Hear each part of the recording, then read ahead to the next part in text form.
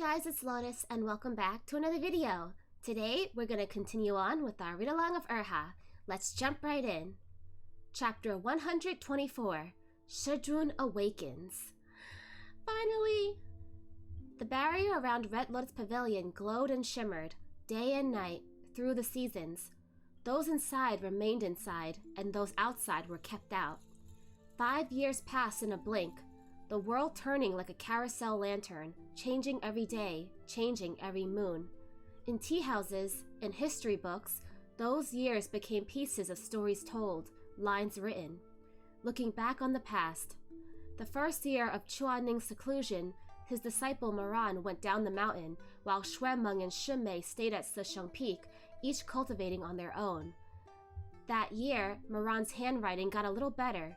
Xuemeng broke through to the 9th level of Quiescence Blade, and Shimei went to study at the medicine sect Guyue at the end of the year, learning much. During that time, Moran paid a visit to the salt merchant Chang family at Yizhou, asking to see Chang Gongzi for personal matters, only to find out that Chang Gongzi had suddenly passed away only a few days ago. After finding out in the underworld that Chang Gongzi had been in cahoots with the fake Go Chen, Moran had hoped to pry some information out of him, but his quarry was ahead of him and had already done away with the witness. Even the body had been burnt into ashes. A dead end. The second year of Chuaning's seclusion, the cultivation world held the spiritual mountain competition, in which Xuemeng won first place, Meihan Xue second place, and Nan Gongzi third. Shimei tended to the sick and injured across the lower cultivation realm, while Moran traveled the land, killing evil fiends and doing good deeds everywhere he went, before retreating into the mountains to cultivate, disappearing without a trace. The third year of Chuaning's seclusion fell on a ghost year, teeming with yin energy. The barrier where that bloody battle at Butterfly Town had taken place in the past weekend, ghosts and fiends encroaching into the living world, terrorizing the people. The disciples of Sisheng Peak, led by Xuemeng, fought to suppress the menace. Although the situation was not as dire as it had been that time when evil ghosts had swarmed the skies, it was still a disastrous year of misery and destitution. The upper cultivation realm, being large and populous, opted for self-protection. Each of its 9 major sects dispatched hundreds of disciples to guard the border between the upper and lower cultivation realms, and built an evil repelling wall, preventing both fiends and refugees from moving toward the east. All of the impoverished fugitives from the lower cultivation realms were refused entry at the wall and left with nowhere to go, the border defense keeping out ghosts and people alike. And so there was peace and calm within the walls, while corpses littered the ground just outside. Xue Zhengyong tried many times to negotiate with the upper cultivation realm, but to no avail. All the blood spilt by the disciples of Sisheng Peak at Butterfly Town that year flowed eastward. At the end of the year, Moran, who had been cultivating in seclusion in the mountains, received a letter from his uncle, learning that there was trouble in the Shu region, and he went back into the world. The 4th year of Chuaning's seclusion, Moran and Xuemeng fought side by side, the 2 young masters of Sisheng Peak leading the battle in the lower cultivation realm, driving the demonic fiends from the land.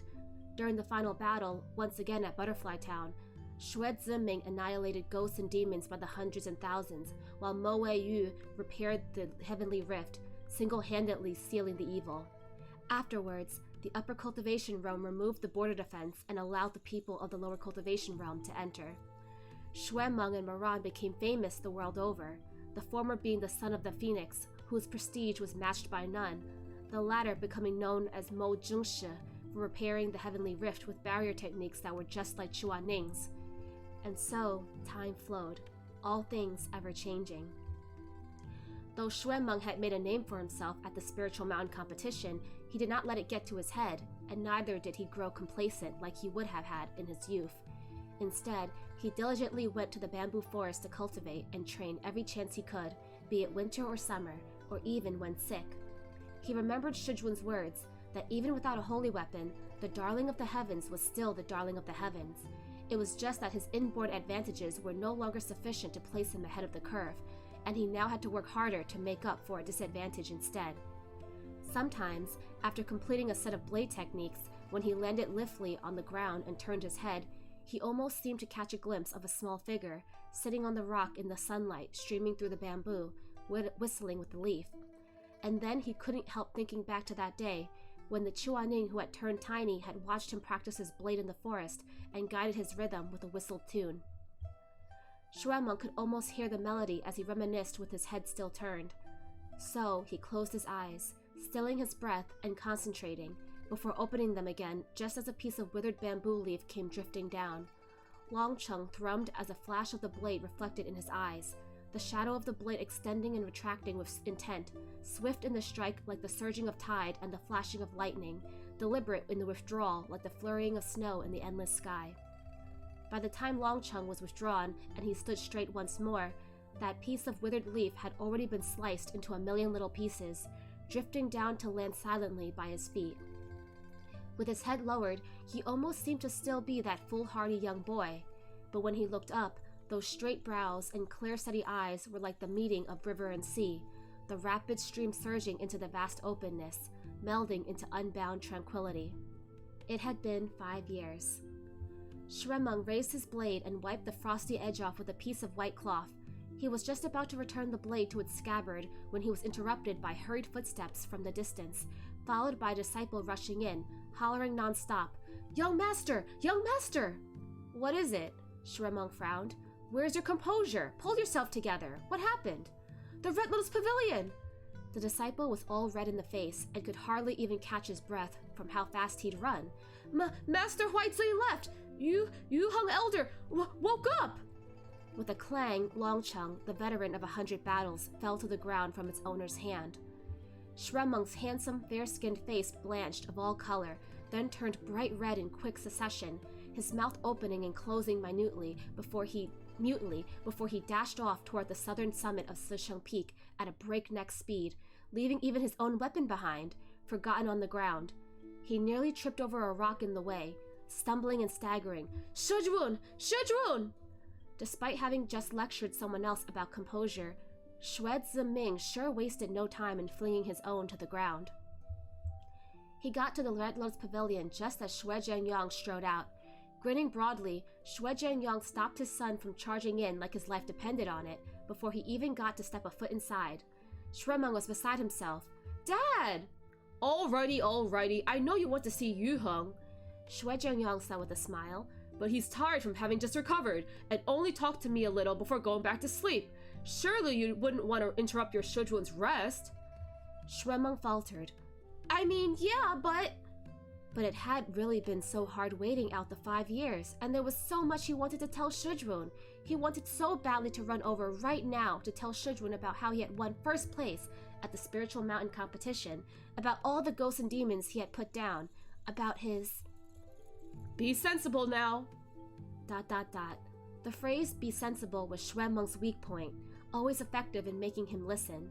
He let out a long sigh and stopped trying to shuffle past, though he stuck his neck out like that would let him peek past his bulky father and the slightly ajar door to see the person on the bed. Shizun pressed his lips together, still not quite giving up. "Can I just go in and take a quick look at Shizun? I won't say anything." "With the way that you are, making a ruckus and a half whenever you're happy?" Xue Zhengyang shot him a glare. "Don't think I forgot how you won at the Spiritual Mountain competition and acted all cool in front of outsiders, but hollered about it for 4 or 5 days straight as soon as you got back home. Wouldn't stop telling anyone and everyone about how you kicked Nan Gongsu off his wolf. Told it so much that even Auntie Li at Mengpo Hall can recite your story, word for word. You? Not say a thing? Ha ha!" "Fine." Shizun drooped. "Father is right." "Well, of course. When has your dad ever been wrong before?" Shizun made a sour face, but he still couldn't help but want to know. "Dad, how's Shizun doing?" "Pretty good. Master Huizui even got rid of the remaining poison from the heart pluck willow." So Shizun won't turn into little Shidi anymore?" "Haha, nope." "I'm gonna miss Shasuni. Is that the end for Shasuni? You will be remembered fondly." Shizun scratched his head, a little disappointed that he wouldn't get to see Shasuni anymore. "Say me too." Then what about everything else? Is he feeling okay?" "Don't worry, he's fine. The only thing not fine was the look on his face when he found out that he'd been asleep for 5 years. Xue Zhengyang couldn't help chuckling as he recalled Chuaning's expression, Good thing he's still tired, else he'd be grilling me right now. Oh yeah, speaking of... Suddenly thinking of something, he said to Xuemeng, Meng, do me a favor. Your Shizun missed quite a bit, being gone from the world for so long. It'll be too much talking for us to try to catch him up on things ourselves, and tiring for him to listen to it all too. How about this? Go ask your mom for some money, then go take a trip down the mountain to buy some books from Wuchang Town. Don't they have those chronicle-type books? The ones where they write down everything big and small? Get him a couple to read. Xuemeng could practically smell the ulterior motive. His old fox of a dad just thought he was being noisy and was trying to kick him off the mountain to run errands. But then again, the errands were for Shizun, so it was not unacceptable. Shizun was asleep right now anyway, and it was true that he wasn't too sure if he'd be able to keep his emotions under control if he were to go into the room right now, so there was a chance he'd end up running over and waking him up. So he sighed and mumbled reluctantly, Fine, I'll go get the stinking books. Get a couple different ones for both the upper and lower cultivation realms. Yuheng likes to read anyway. Okay, alright. And so Xuemeng lumbered dejectedly down the mountain by himself. Xuemeng wasn't much of a reader. He made it to the book-selling stand at Wuchang Town and looked this way and that, but couldn't really tell much of anything from just the titles, so he squatted down to ask the vendor, Uncle, do you have any books about the recent happenings of the cultivation world in the last few years? Can you get me a couple? The vendor, who was quite excited to see someone from Sisheng Peak, even if he didn't recognize that it was the son of the Phoenix, Xue Ziming himself, said with great enthusiasm, Books about recent happenings? Of course, of course! I've got both historical chronicles and fictional adaptations, all kinds of biographies and annals, regional chronicles, demon suppression records, even manuscripts from 10 of the most famous storytellers out there. Which would Xianjun like? All the babbling gave Xuemeng a headache, so he waved his hand and said, Just give me all of it, money's no issue. A businessman's favorite phrases to hear are not, I love you, I care about you, or I want you, but buy, money's no issue, and one of each. The vendor immediately grinned from ear to ear, rubbing his hands together as he answered to Xuemeng's order and turned to gather the books from the rack. Having nothing better to do, Xuemeng went to flip casually through the books on the stand and happened across a thin little booklet that seemed rather interesting. The page he'd flipped open read, Cultivation World Wealth Ranking. First place, Zhang Shi. Position, Rainbow Isle Gu Yue Ye Sect Leader. Second place, Nangong Liu. Position, Lin Yi Rufeng Sect Leader. Third place, Ma Yun. Position, Westlake Taobao Estate Master. Taobao as in Taobao the website? Wait, is it? Yes, Taobao the website, okay. And so forth, the entire page covered in tiny writing. Xuemeng got fired up immediately, eager to find out his own ranking, so he looked up and down the page 4 or 5 times until his eyes started to cross, but he still couldn't find the name Xuemeng. Crestfallen at first, and then a little mad, but all in all unresigned, he flipped the page to keep looking, but saw only a couple more names and the following line. Due to time and resource constraints, rankings only go to 100, and those after 100 will not be listed. Xuemeng slammed the booklet to the ground in a fit of rage. Am I that effing broke? The vendor jumped, startled, and then, seeing the book he had been reading, hurriedly comforted him while picking it up, saying, Ease your anger, Xianjun. These ranking booklets are just willy-nilly made up by folks, and on top of that, each region has its own version circulating. For example, if you buy one from Lin Yi, number 1 on the gentleman ranking is definitely going to be Nangong Zhangmen. It's just something people flip through to pass the time. Don't be mad, don't be mad.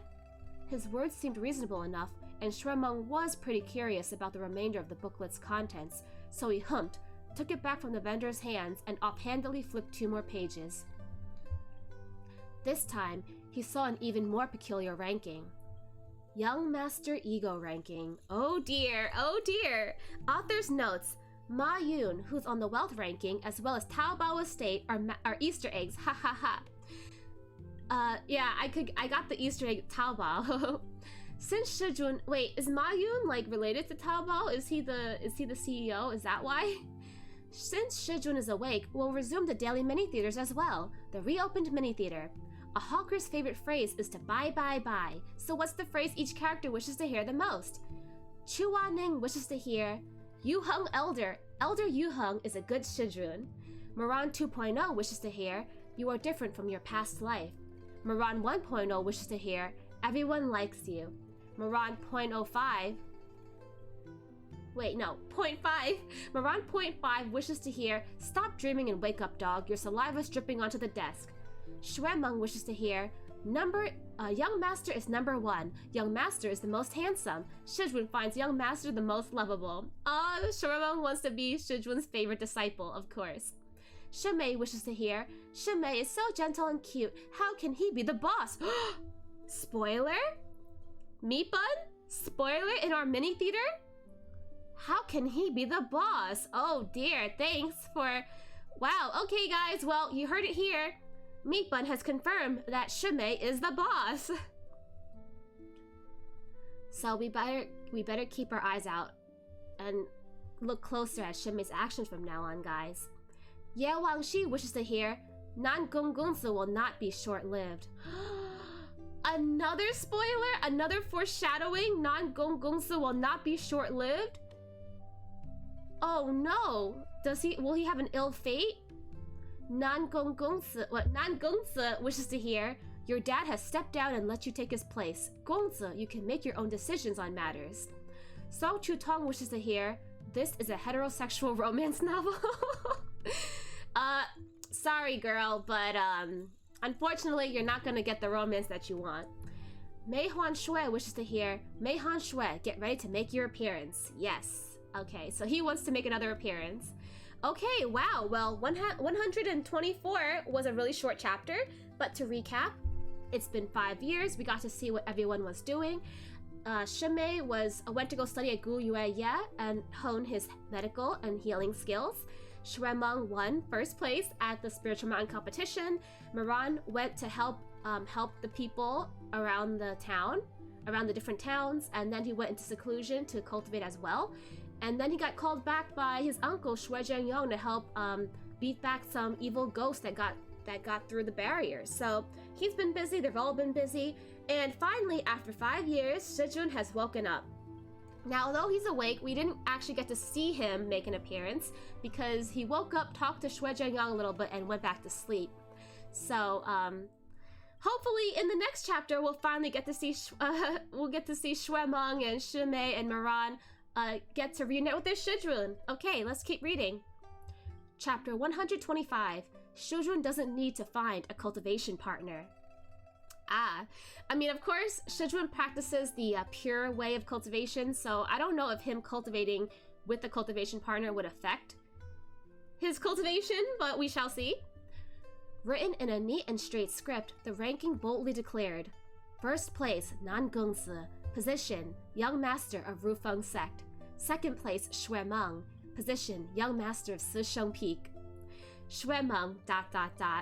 He slammed the booklet shut, every muscle in his face twitching, as if just barely holding back the urge to let loose and set the book ablaze.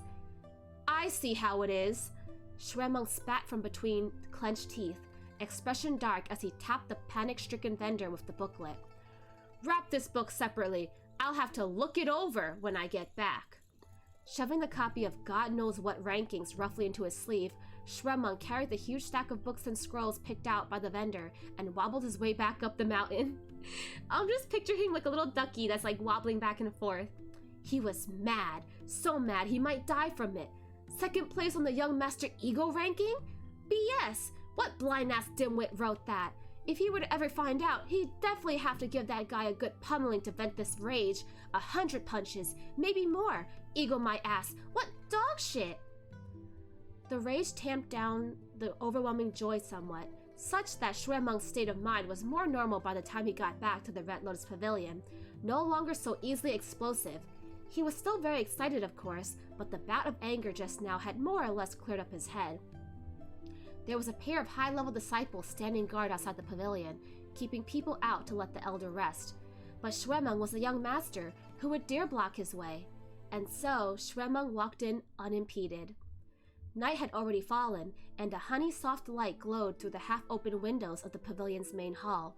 Not knowing if Shizun was awake or not, Shuemeng softened his steps as he pushed the door open and went in with the stack of books in his arms. It was so quiet that he could hear his own heartbeat, sounding like a bird bouncing at the tip of a branch.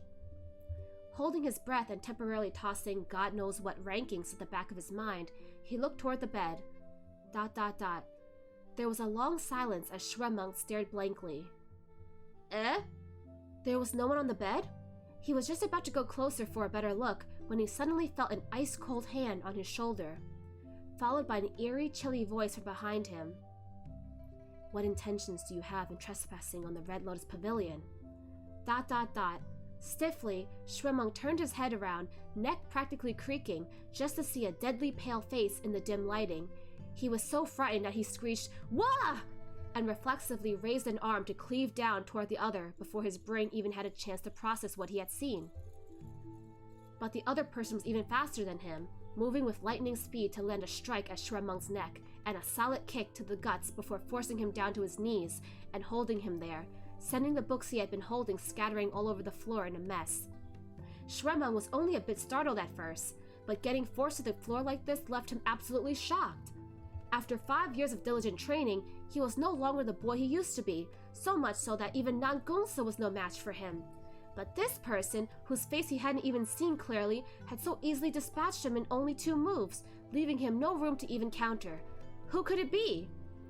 There was a ringing in his ears, as all the blood in his body rushed to his head. But just then, that person spoke in an icy tone. I went into seclusion for 5 years, and now all of a sudden, everyone just feels free to come into my residence. Whose disciple are you, and where is your master? Didn't he teach you any rules? He had barely finished speaking when Shremung flipped around and threw himself at him in the tightest hug. Shizun! Shizun! Chiwaning, ... Shremung lifted his head. He wanted to hold back, but tears fell despite his best efforts as he choked out between sobs. Shizun! It's me! Look! It's me! It turned out that Chuaning had only just woken up and had gone out for a bath, and that was why his touch was cold and a little damp. He remained standing in the same spot, and though the light was dim, it was enough to see by now that he had calmed down. The person kneeling before him was a young man of around 20. He had fair skin and thick dark brows that were lower and closer to the eyes than most people's, making him look pensive and compassionate. As for the lips, they were full and pouty and quite nicely shaped.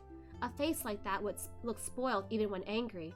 Truth be told, it was all too easy for people with such looks to be called coquettish, but not him, because the eyes were the most expressive part of the face, and Shremung's eyes were like a strong liquor, spicy, fiery, and unfettered in the light, giving off a domineering air.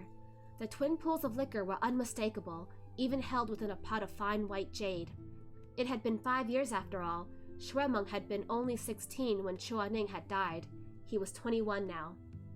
Adolescent boys grow the fastest around 16 to 17, a new look every year, a different build every half year. Suddenly seeing him again after having missed 5 years, Chuaning hadn't even recognized him at first.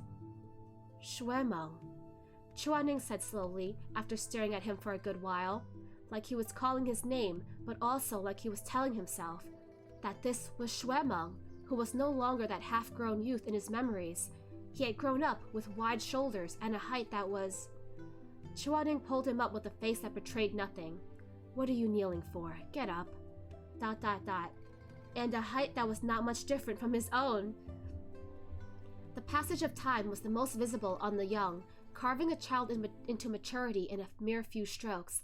The first person Chuaning had seen when he'd first woken up had been Shui Zhengyang, so it hadn't quite hit him just how long 5 years was. But seeing Shremung now, he was struck with the sudden realization that it had been a long time, that many people and things had changed in that time. Shizun, at the Spiritual Mountain competition, Having finally managed to calm down a little, Shremung began to talk this and that, clutching at Chuaning the whole time. I got first place! Chuaning glanced at him. Then a small smile tugged at his lips. That's a matter of course. Shremung continued, red-faced. I fought Nangongsa. He had a holy weapon. I didn't. Feeling a little embarrassed about boasting so openly, he lowered his head and bashfully rubbed at the hem of his clothing. I didn't embarrass Shizun. Chuaning nodded with a small smile, then suddenly said, It must have been bitterly difficult. Not bitter, Shremung paused, and then said, It was sweet. Chuaning reached out, wanting to pat Shremung's head like he used to. But then, remembering that Shremung wasn't a child anymore, and thinking that it might not be the most appropriate gesture now, his hand went off course midway and ended up patting him on the shoulder instead. Aw, no more head pats for Shremung. The two of them picked up the books and scattered across the floor from earlier and put them on the table. You bought so many, Chuaning mused. How am I supposed to read it all? It's not that many, Shizun. You can read 10 lines at a time. It'll only take a night. ... Shremung's admiration had not waned in the slightest, even after so long, but it was Chuaning who found himself somewhat at a loss for words. Not knowing what to say, he lit up the candle and flipped lightly through a couple of the books. Jiangdong Hall has a new sect leader now? Yup, the new sect leader is a woman, and rumor says she has quite the temper. Chuaning kept reading. The page he was on was a long-winded record about Jiangdong Hall, which he read with rapt attention, but also he got to the section titled Biography of Jiangdong Hall's new sect leader. He suddenly asked, as if entirely casually, how has Moran been these last couple of years? He had made sure to ask in a very mild, carefully controlled tone. So Shremung didn't think much of the sudden question and just replied, He's all right. Looking up, Chuaning asked, What's all right supposed to mean? Shremung thought about how to say it for a moment. Means he's more or less a decent person now. Was he not a decent person before? But then he nodded to himself before Shremung could even open his mouth to reply. Indeed not.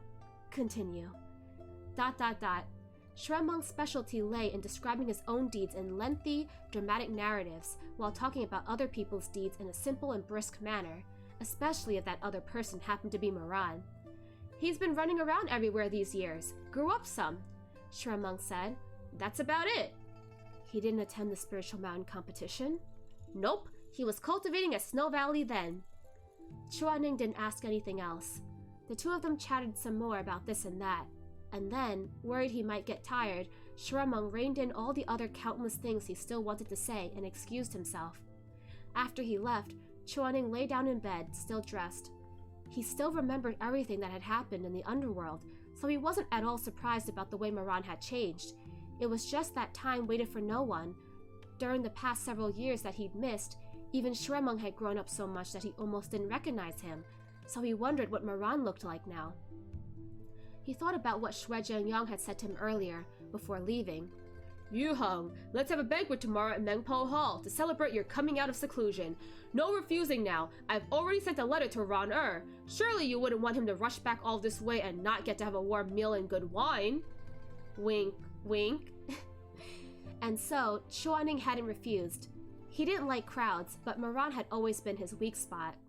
Xue Zhengyang also told him that many villages at the foot of Baitou Mountain had been destroyed during the last heavenly rift at Butterfly Town, leaving most of the survivors either injured or crippled. Due to the severity of the damage, the villages were still in ruins even now, and the entire region of Snowy Plains looked like hell on earth. And that was where Moran was these days, helping the villages rebuild. He continued reading for a while under the candlelight, but in the end couldn't resist the urge. Getting up and summoning a messenger Haitang with a wave of his sleeve, he thought for a moment before speaking. Sect leader, if I may trouble you, please send Moran another letter and tell him to not rush. It would be great if he could make it back in time, but it's also alright if not. I won't blame him. The weather's getting cold lately, and winters in the Baitou Mountain region have always been harsh, so tell him to take care of the villages first. No sloppy rushing allowed. Only after setting the Haitang adrift did Chuaning finally let out a sigh and lie back in bed, picking up the half-read copy of Cultivation World Annals to continue reading. His reading speed wasn't quite as outrageous as Shremung said, to be able to read the whole pile of books in one night, but finishing a couple of them was no problem. Melted wax pooled into the candle holder as the night grew deeper. Folding the book closed, Chuaning shut his eyes, a slight crease between his brows. He had read through essentially everything that had happened in the cultivation world in the last 5 years. The contents of the records were rather uneventful at first, but once they got to the second heavenly rift at Butterfly Town, Moran's name started cropping up in many and more passages. Chuaning was lying on his side at first, propping up his cheek with one hand while flipping lazily across the pages with the other, but he couldn't help sitting up at this part, holding up the book and reading closely. The people of the lower cultivation realm migrated eastward, but were met with a guarded wall at the border and denied entry. This coincided with several days of overcast skies that allowed fiends to walk freely in the open. The common people died by the thousands in front of the wall, and blood flowed in rivers. September saw the food supply route cut off for 17 days. Murder and cannibalism abounded. Here was written the events of when ghosts and fiends had run rampant in the lower cultivation realm, and many of the common people had thought to seek refuge in the upper cultivation realm, only to be turned away at the border, and in the end, desperate and starving, resorted to killing and eating one another to survive. That the horror and carnage then had been reduced to just a couple of lines on paper left a sour taste in Chuaning's mouth as he read. The defense was led by young masters Meng and Ran of Sisheng Peak. Shuemeng's reputation soared as thousands of fiends were exterminated under the blade Longcheng, and many more were driven back. Moran single-handedly repaired the Heavenly Rift, banishing demons back into the underworld, with barrier arts that were astoundingly similar to those of his master, Chuaning. Chuaning's eyes opened a touch wider. Though he knew that the Heavenly Rift described here was not quite as severe as the one back then, he was still a little surprised. He can repair a rift all by himself now? As he kept reading, there were more passages about Moran's deeds, vanquishing evil as he traveled the land. The Hedong region was set upon by a monster which Bitan's sect refused to deal with for reasons undisclosed. Hearing of this, Moran traveled there and found the drought demon of Yellow River, and after a 3-day-long battle, beheaded the demon and burned its head to eliminate the threat. However, the young master was gravely injured, having been stabbed through the abdomen and ribcage. He was fortunate to meet Jiang Shi, the sect leader of Guyue. Even the tips of Chuaning's fingers were ice cold. He was gravely injured, having been stabbed through the abdomen and ribcage. Whose abdomen? Whose ribcage? Moran's? He read it over 4 or 5 more times, refusing to believe his eyes despite never having misread anything before. On the 6th time, he even put his finger on the page to follow along as he read the words one by one. Hearing of this, Moran traveled there, a 3-day-long battle. Chuaning could practically see the back of a black-robed figure, long boots stepping through the enormous waves of the Yellow River, one hand held behind his back, the other grasped around a brightly glowing holy weapon in the form of a willow vine. Beheaded the demon and burned its head to eliminate the threat. However, the young master was gravely injured. His hand on the page clenched into a fist, so tightly that the joints turned white. He could see Moran lash out with the vine amongst the thunderous waves, Jianggui snapping across the sky in a fiery arc, severing the drought demon's head clean off and sending blood flying everywhere, but at the same instant, the drought demon's sharp claws also pierced right through Moran's torso. The giant beast that had lost its head swung for a moment before crashing to the ground with a deafening sound, its colossal body cutting off the very flow of the Yellow River itself. Moran collapsed by the riverside as well, unable to stand any longer as blood spread on his robes. Chuaning slowly closed his eyes, and did not open them for a long, long time, but the lightly quivering eyelashes grew damp.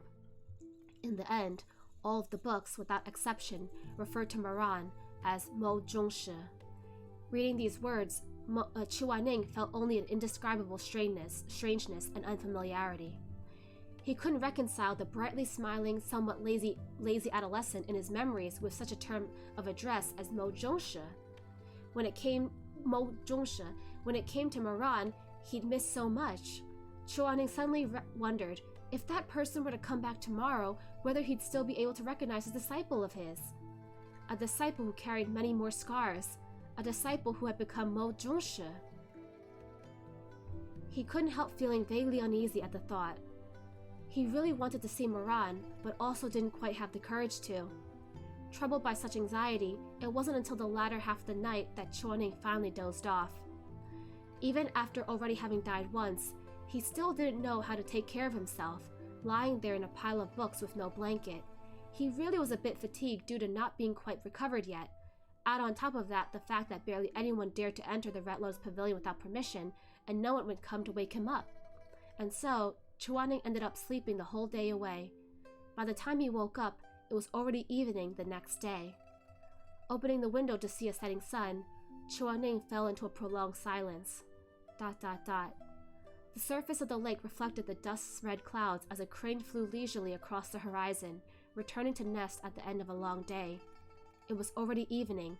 Had he slept through the night and then the entire day too? Chuaning's entire face was ashen.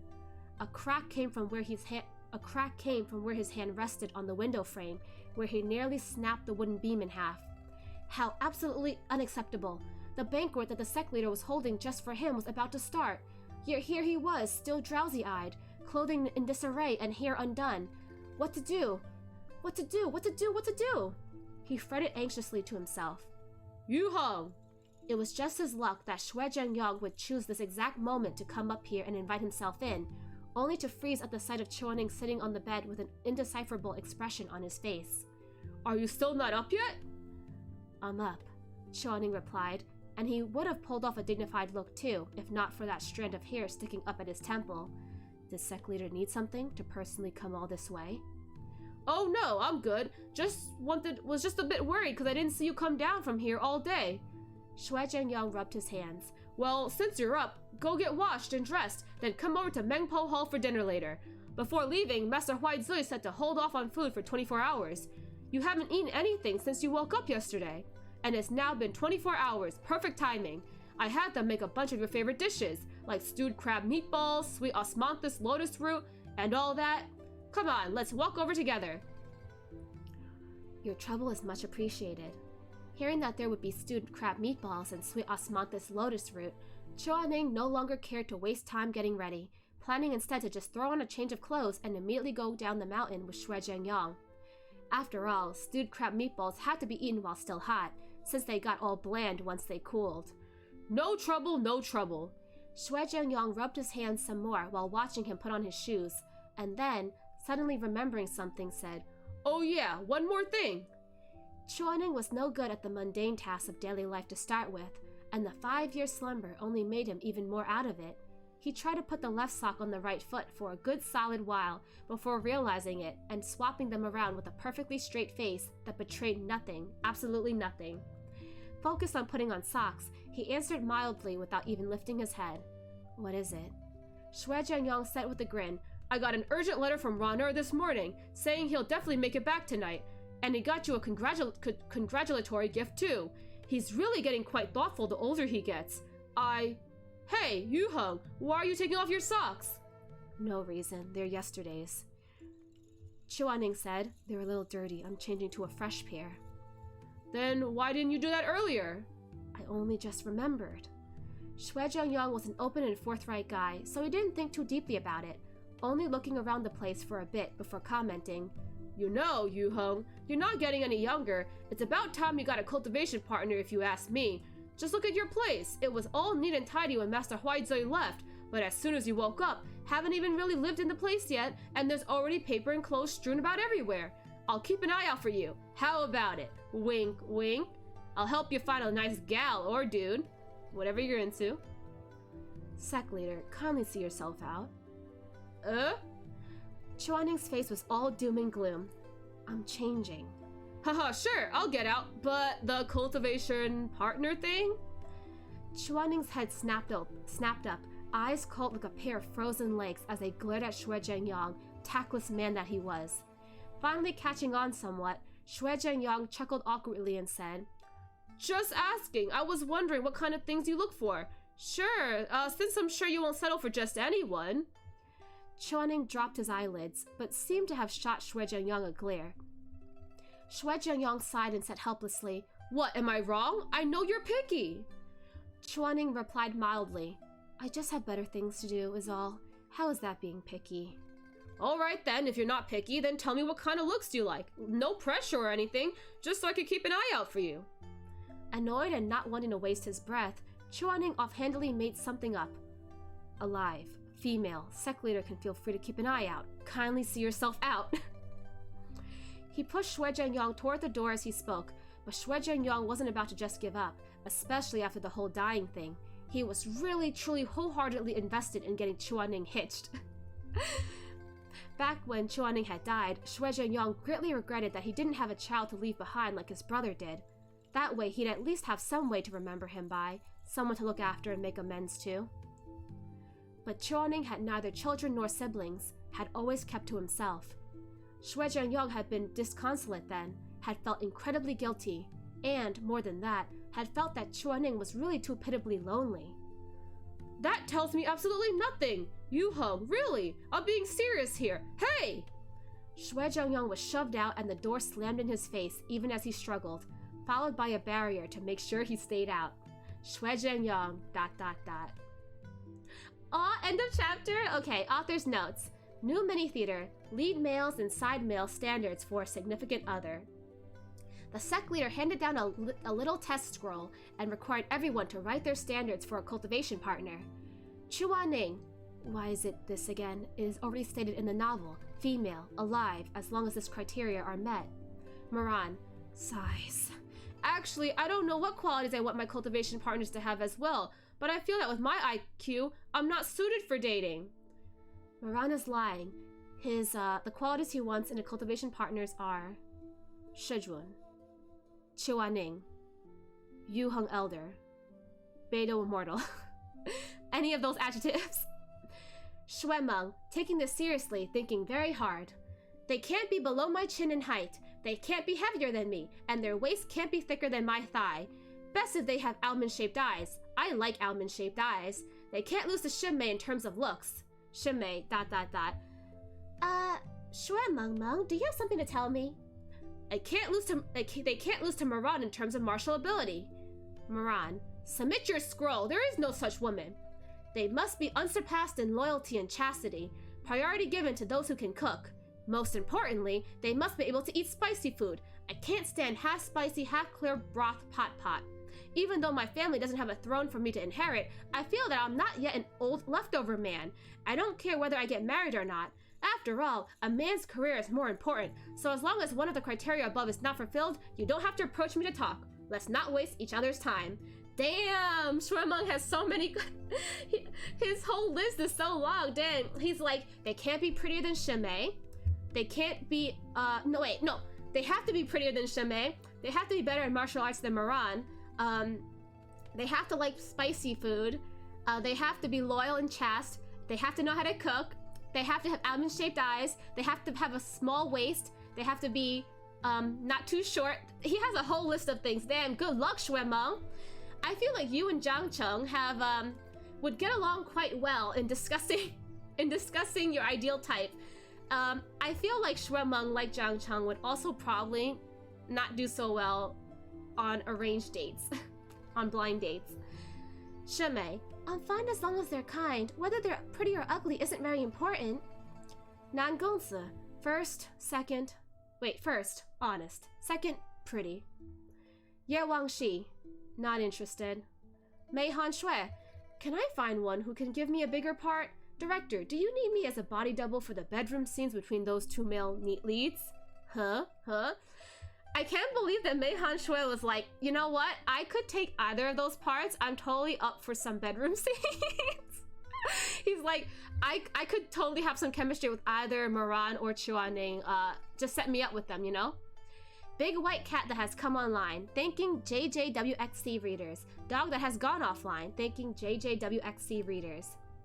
Thank you, Meatbun, for that cute little mini theater. So that's the end of chapter 125. And Moran still has not made an appearance in this chapter. But we got a chance to see Xuemeng and Shizun interact. Xuemeng went to the town and bought a bunch of books to help Chuaning catch up on the chronicling of events that happened in the last 5 years. So him and Chuaning get to catch up. At first, Chuaning doesn't even recognize him because he was 16 when Chuaning died, and now he's 21 when Chuaning woke up. And so Shizun feels like he missed out on a lot. His disciples have grown up so much. He doesn't even feel comfortable patting Xuemeng's head anymore. But yeah, they get to catch up on things. Xuemeng gets to brag about winning first place at the Spiritual Mountain competition. Chuaning, low-key, high-key, wants to know what Moran's been up to. But Moran is not here to talk about himself, and Xuemeng doesn't really care to talk about Moran, so he's like, he's okay. He's gotten better. Whatever. But yeah, he leaves it to Chuaning to read up on the books, and Chuaning catches up on some of the events, like there's a new sect leader in a different sect. There was a big tragedy. The Heavenly Rift had an issue, and a lot of the common folk died. the upper cultivation realm put up a barrier and watched them die and cannibalize each other and didn't help. So of course he's gonna have a bad taste for the upper cultivation realm sects like Rufeng sect. And he saw that Moran had been up to a lot. Moran has been going around and defeating a lot of different demons and even got hurt. And so Chuaning is really concerned and eager to see Moran again, but at the same time, he doesn't want him to shirk his duties, so he even sends a message to Moran to not rush back for his returning banquet. He's like, just take care of what you need to take care of, okay? The village is more important. I'll see you later. But anyway, he's really tired. He hasn't fully recovered yet, so he sleeps through the whole day and wakes up on the night of the banquet. So, Shui Jianyang comes over to retrieve Chuaning and escort him to the banquet. And while he's at it, Shui Jianyang is like, so, Yuheng Elder, what kind of cultivation partner are you interested in? I could hook you up. I got some connections. Chuaning is like, well, we know what Chuaning is like, right? Chuaning likes Moran. But just to get him to shut up, he's like, female. Alive. Figure it out yourself. So if Moran were to hear that, he would be despondent. He's like, I'm alive, but I'm not a female, so aww. But yeah, so let's see if Shui Jianyang continues to push Yuheng Elder to get a cultivation partner. Let's see if he brings it up again.